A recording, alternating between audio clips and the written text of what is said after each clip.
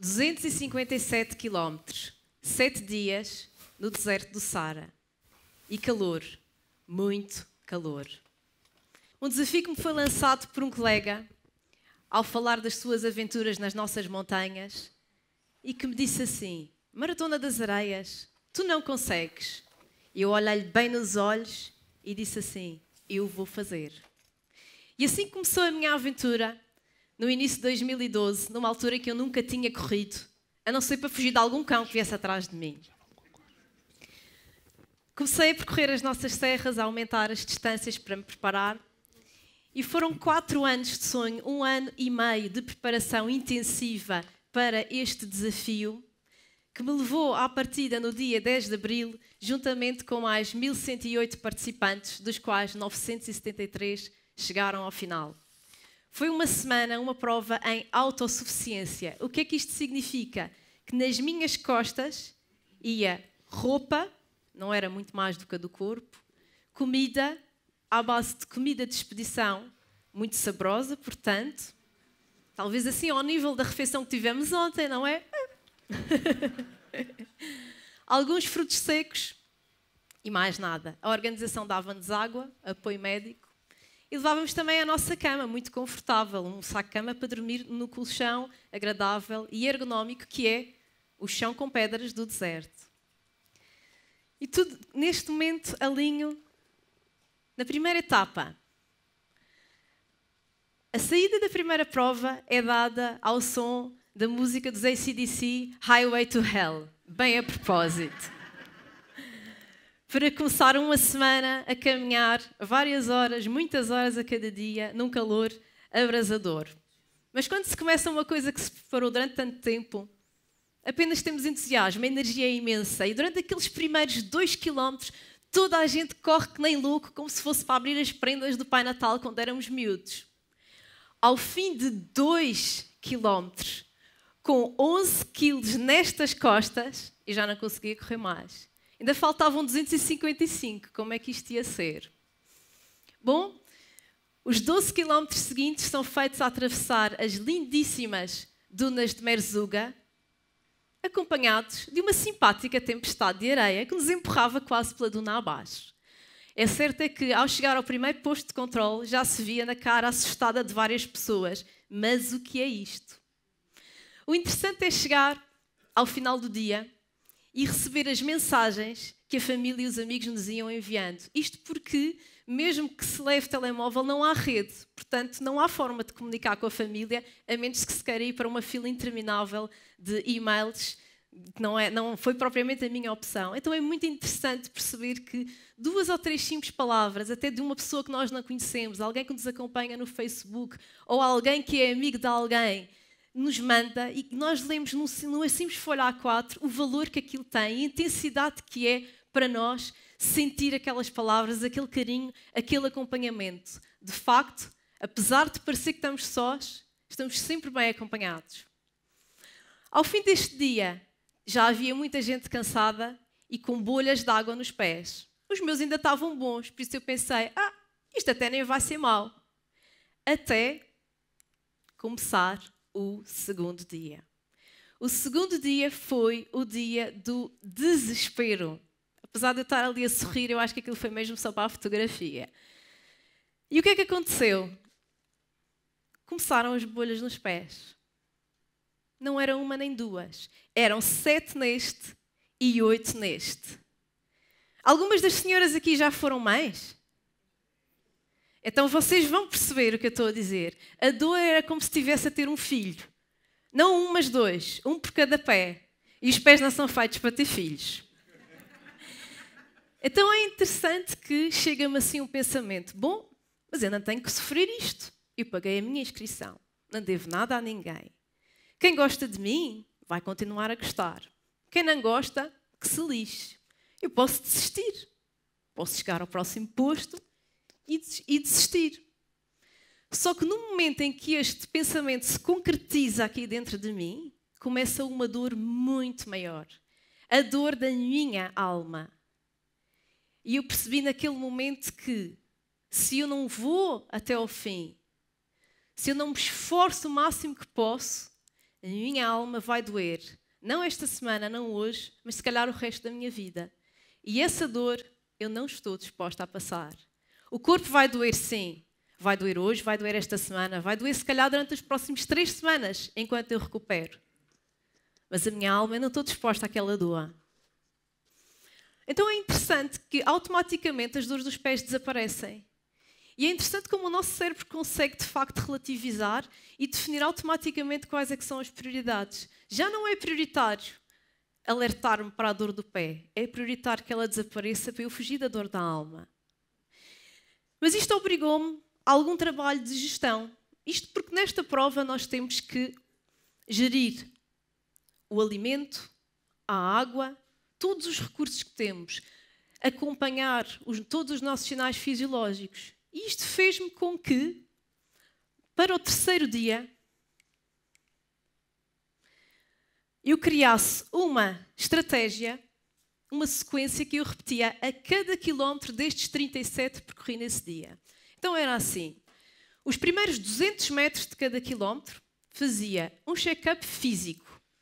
Como é que eu me sinto? Eu pensava mentalmente, como é que eu me sinto nos pés, nas pernas, no tronco, nas costas? Como é que estão as minhas emoções? O que é que eu estou a pensar, a sentir agora? O que é que se passa aqui dentro? Isto nos primeiros 200 metros. Nos 200 metros seguintes, fazia uma técnica de respiração do yoga para ajudar a manter a temperatura do corpo baixa. Então, eram 200 metros, sempre a respirar de uma forma, era assim.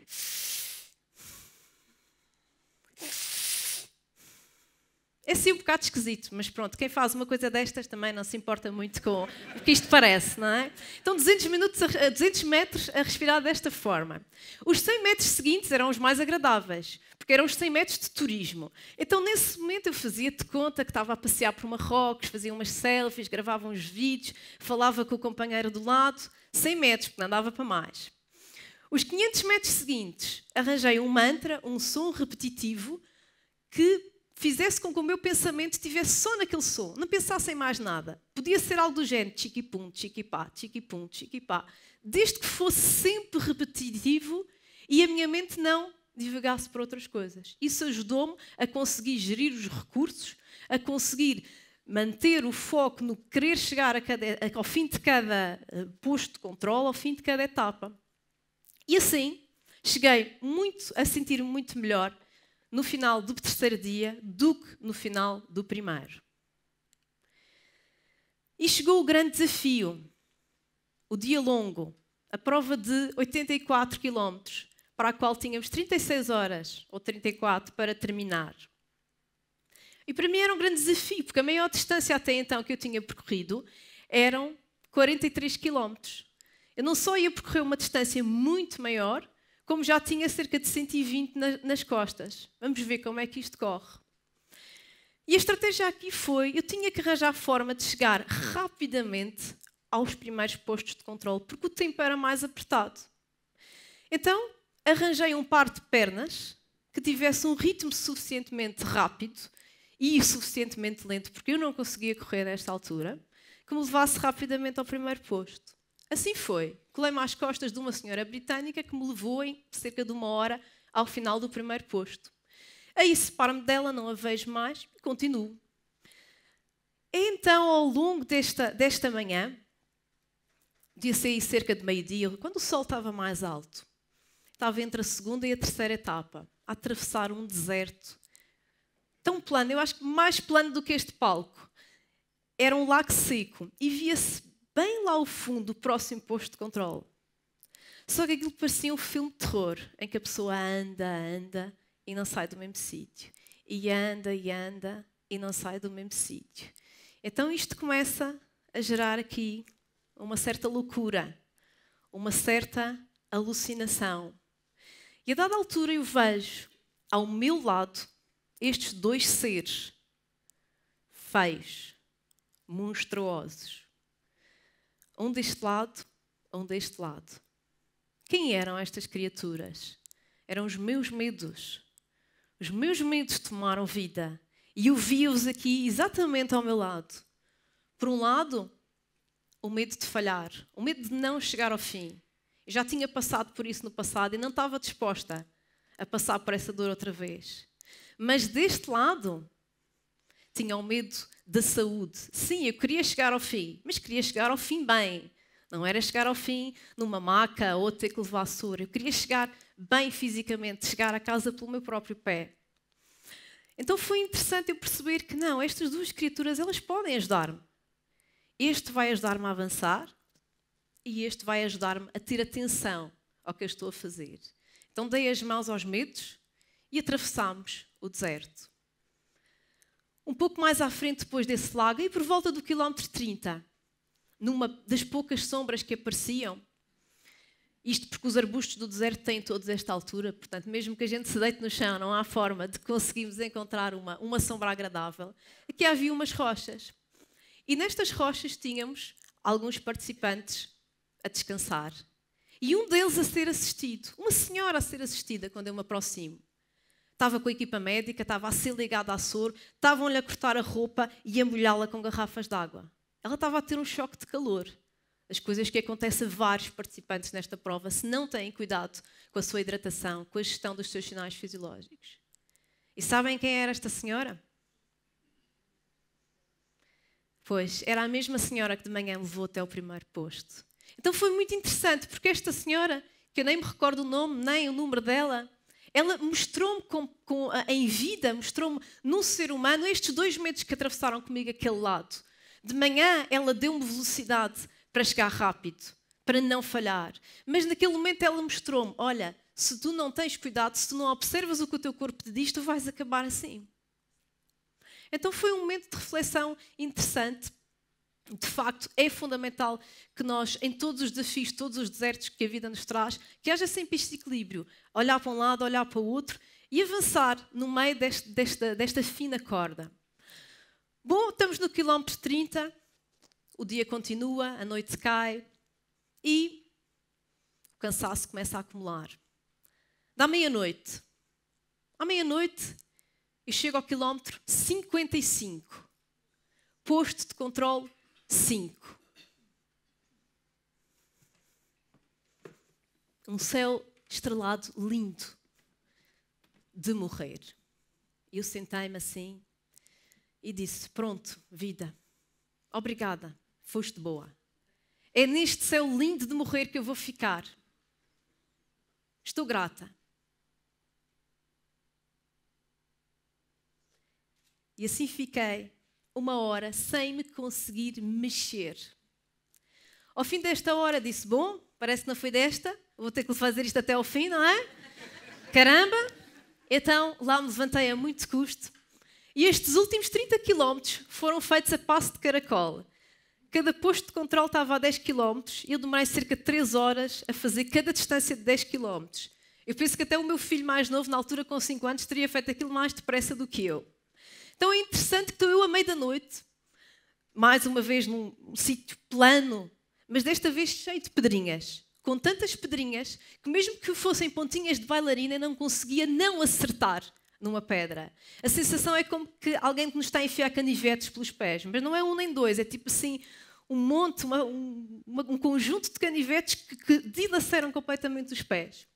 Eu dou comigo sozinha, nesta altura, os participantes já estão todos espalhados, neste céu estrelado lindíssimo, pela ausência total de luz, acompanhada apenas de uns ratinhos brancos, que são bonitos e nada assustadores, e penso assim, mas começo a rir às gargalhadas, cheia de dores, e começo a ver como é que é possível eu ter tanta dor e tanto prazer ao mesmo tempo.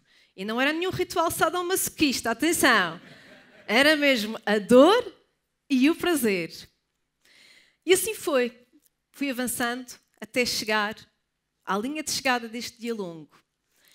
E a sensação de cortar aquela meta é de uma intensidade, de um receber uma força. Ao fim de 26 horas e alguns minutos a percorrer o deserto, quando se corta aquela linha de chegada, parece que não aconteceu nada e parece que ficamos de repente frescos, que nem uma alface, preparados para o dia seguinte.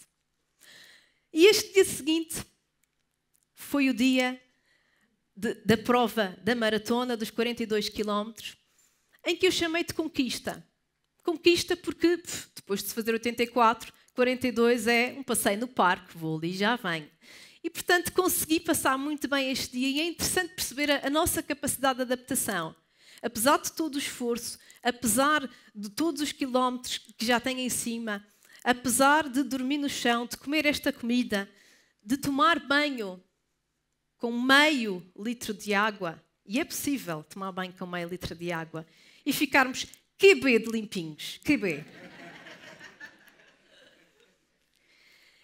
Foi um dia interessante, foi passado com este senhor americano, que nunca mais o vou ver, nem ele a mim, e portanto podemos contar calmamente a história da vida um ao outro, com aquela à vontade que nós temos, quando sabemos que nunca mais vamos encontrar esta pessoa na nossa vida. Esperemos. A última etapa, os 17 quilómetros da prova da Unicef, da prova de solidariedade, foi um momento de reflexão de tudo o que se passou nestes 7 dias, de todo o companheirismo com os compatriotas portugueses da Tenda 9, de todo o choro, de toda a alegria, de toda a imensidão de emoções que foram acontecendo e, sobretudo, de toda a preparação que eu senti que esta prova me trouxe para os muitos desertos que certamente a vida me vai trazer e que todos nós passamos. Então a sensação, quando me entregam aqui esta amiga, esta medalha, que apesar de eu ter ficado em 800 e qualquer coisa, para mim sabe uma medalha de ouro. Porque a conquista pessoal é a sensação de que sim, é possível, sim, eu sou capaz. É possível nós conseguirmos avançar, nós conseguirmos conquistar todos os nossos sonhos, todos os nossos desafios. Por mais duros que eles possam ser, por mais complexos, por mais desagradáveis que sejam estes momentos que a vida nos traz, na nossa família, nos nossos desafios profissionais, é possível nós superarmos, é possível avançarmos, conquistarmos. Dá trabalho? Dá. É preciso fazer opções? Claro que sim. Uma boa dose de gestão? Sim. A cada momento, a cada minuto. Mas é preciso, sobretudo, querer, acreditar, avançar, aconteça o que acontecer. E sentir, permitir que esta força que vive em nós, em cada um de vós, ela tome conta e vos faça avançar, superar e, sobretudo, com muita humildade. Pois outra das coisas que eu aprendi aqui é que, apesar de nós termos estes seres evoluídos, de termos esta tecnologia fantástica, nós continuamos a ser propriedade da Mãe Natureza. Nós é que pertencemos a esta Mãe Natureza, a este sítio, de onde quer que seja que a gente venha e há de voltar. Então, ao mesmo tempo, temos esta força, mas temos esta humildade. E ela é capaz de criar tudo o que nós quisermos criar. Façam uso da vossa força. Sejam muito humildes. Desejo-vos bons sonhos. Obrigada.